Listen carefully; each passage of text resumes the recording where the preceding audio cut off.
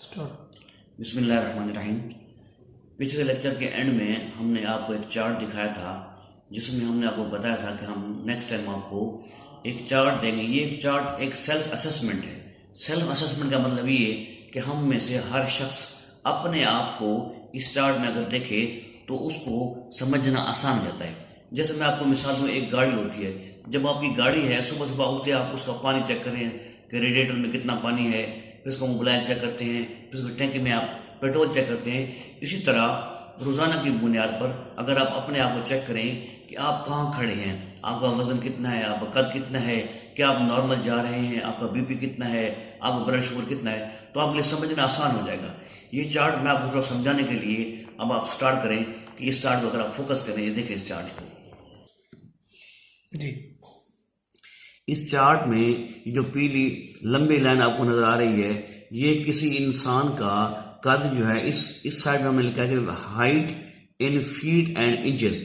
Side पे yellow side पे हमने ये लिखा है कि किसी शख्स का कद कितना है, यानी यहाँ से हमने यह शीश रुक गए 4 फुट 10 इंच और मैक्सिमम हम 6 फुट 5 इंचेस पे ले गए।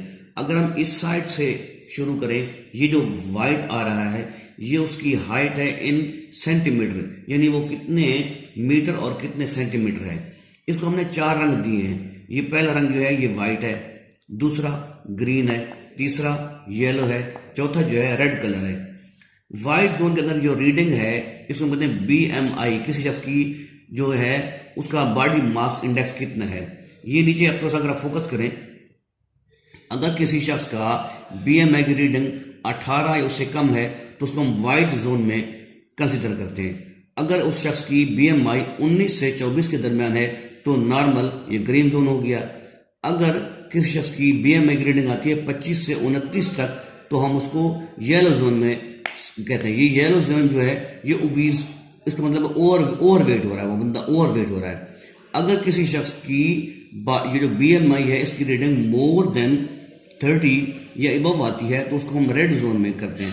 रेड जोन को हमने खतरे का निशान दिया है।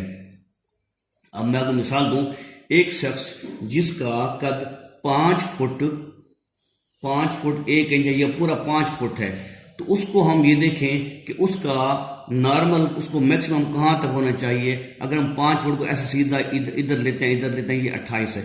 अगर हम ऊपर ले जाएं, इसका मतलब ये है कि 65 किलो तक अगर उसका वजन है तो उसकी BMI आएगी 28। इस वक्त तक नॉर्मल है। अगर उससे अबव 70 किलो उसका वजन हो गया तो उसका मतलब ये वो ओबीज हो रहा है। जो बंदा अभी ओबीज हो रहा है, मोटा हो रहा है, अब आपको मैं ये ट्रायंगल दिखाऊं, इस ट्रायंगल का मतलब है ओबिसिटी। जो बंदा ओबीज हो गया अब उसके 3 हाइपर उसकी तरफ आना शुरू हो जाएंगे। हाइपर, एक है हाइपर टेंशन, मीन उसका ब्लड प्रेशर हाई होने का चांस अब उसका बढ़ जाएगा। नंबर 2 ये है हाइपर ग्लाइसीमिया, यानी उसकी तरफ डायबिटीज आने का चांस बढ़ गया, यानी वो बंदा प्री डायबिटिक हो गया है। तीसरा है हाइपर कोलेस्टेरोलीमिया, अब उसके अंदर चिकनाई बढ़ना शुरू हो जाएगी। इसका मतलब ये है कि उस शख्स ने ओबीज नहीं होना। जिस शख्स ने ओबीज हो गया अब उसकी तरफ ये खतरा बढ़ गया है। अब हम ये चाहते हैं कि कोई शख्स जो है उस नॉर्मल में रहे तो सबसे पहले अपनी डाइट पे कंट्रोल करे। डाइट और एक्सरसाइज जो है वो किसी भी शख्स को एक अपने लेवल पे रखते हैं। हम ये चाहते हैं कि हम पहले तो हम ग्रीन जोन में हूँ या ग्रीन से अगर येलो में हूँ, अगर येलो से हम यहाँ बढ़ रहे हैं तो कम से कम हम पता तो होना चाहिए। हम में से कई ऐसे पढ़े लिखे बंदे जिनको पता भी नहीं है वो रेड जोन में है और रेड जोन के बाद वो इंटर हो गए। रेड जोन में अगर वो 3 हाइपर का शिकार नहीं हुआ, यानी हाइपर टेंशन नहीं बना, उसको शुगर भी नहीं हुई, कोलेस्ट्रॉल भी हाई नहीं हुआ, तो इस वक्त तक वो है रिवर्सिबल फेज में। अगर वो एहतियात करे तो वो पीछे आ सकता है। लेकिन अगर एक दफा वो इंटर हो गया, किसी शख्स को दफा हाइपर टेंशन हो गया, वो ब्लड प्रेशर का शिकार हो गया, और अगर एक शख्स को शुगर हो गई और कोलेस्ट्रॉल उसका बढ़ गया और उसकी खून की नालियां जो कोरोनरीज हैं वो ब्लॉक होने शुरू हो जाएंगी, तो फिर ये इरिवर्सिबल फेज है, वो उसको आगे तरफ ले जाएगा। उसकी लाइफ एक्सपेक्टेंसी कम हो जाएगी, वो हार्ट डिजीज का शिकार होना शुरू हो जाएगा। अब पहले आप में से हर शख्स अपने आप को ये समझे और उसके मुताबिक वो देखे कहाँ खड़ा है। यहाँ हमने ये दिया नीचे कि बॉडी मास इंडेक्स की हमने ये रीडिंग सारी यहाँ दे दी। यहाँ थोड़ी सी कुछ इंस्ट्रक्शन है। इंस्ट्रक्शन में ये है कि अहम चीज जो है वो आपके खाने में आटा है, ना कि सालन है। हम ये समझते हैं खाने में सालन ज्यादा अहम है, जबकि खाने में ज्यादा अहम जो है वो आटा है। और आटा भी वो कि जो बिल्कुल वाइट ना हो। अब मैं आपको मिसाल दूं, यहां मैंने लिखा है कि मेरे किचन में 5 किस्म के आटे हर वक्त मौजूद हैं। गंदम का आटा, जौ का आटा, बाजरा का आटा, चने का आटा, मकई का आटा। आप भी कोशिश करें कि आप आटे जो है चेंज करते रहें, हमेशा एक ही आटा ज़्यादा इस्तेमाल ना करें। अगला मैंने ये लिखा है कि फल जो है, कोई भी फल, किसी भी किस्म का जो फल है, हर फल में 4 चीज़ें होती हैं। नंबर 1 उसमें ग्लूकोज है, नंबर 2 उसमें पानी है, और नंबर 3 विटामिन मादनियात हैं, और नंबर 4 फाइबर है। फ्रूट सिर्फ फाइबर के लिए इस्तेमाल करें, ना कि ग्लूकोज के लिए। हम ये समझते हैं कि जो फ्रूट मीठा नहीं है उसको छोड़ देते हैं। फ्रूट का असल मकसद फाइबर है, ना कि ग्लूकोज है। फाइबर क्या करता है? फाइबर अनएब्जॉर्ब रहता है, ये जज़ब नहीं होता, ये हमारी स्टूल को बनाने में अहम किरदार अदा करता है। एक तो हम ये करें। इन रूटीन में हम ये करें कि नो स्वीट्स, हम कोशिश करें कि मीठा कम से कम इस्तेमाल करें। नो फैट्स, हम चिकनाई भी कम से कम इस्तेमाल करें। नो एक्स्ट्रा साल्ट, नमक हम ज़्यादा मिकदार में इस्तेमाल ना करें। नमक हम एक्स्ट्रा इस्तेमाल ना करें। जो हम खुराक में, खाने में, रोटी में, सार में नमक है वो सफिशिएंट है। मैंने कई लोगों को देखा है कि फ्रूट खाने ऊपर नमक डाल रहे हैं। नमक डालने का कोई फायदा नहीं, वो सिर्फ टेस्ट की हद तक है, उसका फायदा कोई नहीं। नंबर नेक्स्ट ये कि नो कोल्ड ड्रिंक्स इस्तेमाल ना करें। लास्ट टाइम भी मैंने बताया था कि एक पेप्सी की या एक जो कोका कोला की बोतल में 39 ग्राम ग्लूकोज, यानी तकरीबन 40 ग्राम ग्लूकोज मौजूद है, जो कि हमारी 24 घंटे की डोज है। वो आप इस्तेमाल उसको ना करें, इस्तेमाल करें। नेक्स्ट डे आइसक्रीम भी ना खाएं।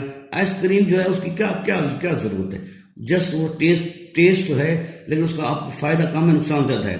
नंबर ये कि no packed or frozen food, जो चीजें पैक हुई पड़ी हैं, काफी अर्से से पड़ी हैं, कोशिश करें उनसे अवॉइड करें। नंबर नेक्स्ट ये कि नो स्पाइसी फूड, जो चीजें जिसमें मसाला ज्यादा है वो भी इस्तेमाल ना करें। नीचे मैंने ये कंसेप्ट दिया है, इस कंसेप्ट को सुनने से पहले ये पढ़ें कि इंसान का ये देखें आगाज कहां से हुआ है। हमारा जो आगाज हुआ है, हमारी मदर का ओवम और हमारे फादर का स्पर्म, वो मिलके जो बना उसका नाम था एक जाइगोट जो है हमारी माँ के यूट्रस में जाके अटैच हुआ। जाइगोट के अगले स्टेज जो है वो कहते हैं ब्लास्टोसिस्ट के बाद बना एम्ब्रियो। 8 वीक्स के अंदर, 8 वीक्स तक जो माँ के पेट में रहता है उसका नाम होता है एम्ब्रियो। 8 वीक से लेकर 36 से 40 हफ्ते तक जो माँ के पेट के अंदर बच्चे का पीरियड, इसको हम कहते हैं फीटस, जब वो बाहर आ गया तो अब उसकी जो मैच्योर ह्यूमन लाइफ है वो 40 हफ्ते का 100 गुना है, यानी 4000 हफ्ता। अगर 4000 हफ्ते के हम बनाएं मंथ्स और वीक, तो 4000 हफ्ते के वीक्स बनते हैं 937 वीक्स बनते हैं, और उसके ये 4000 हफ्ता 937 मंथ और 77 ईयर। मैच्योर ह्यूमन लाइफ जो है वो 77 ईयर है। इंसान की जो mature human life 77 year in general हम कहते हैं।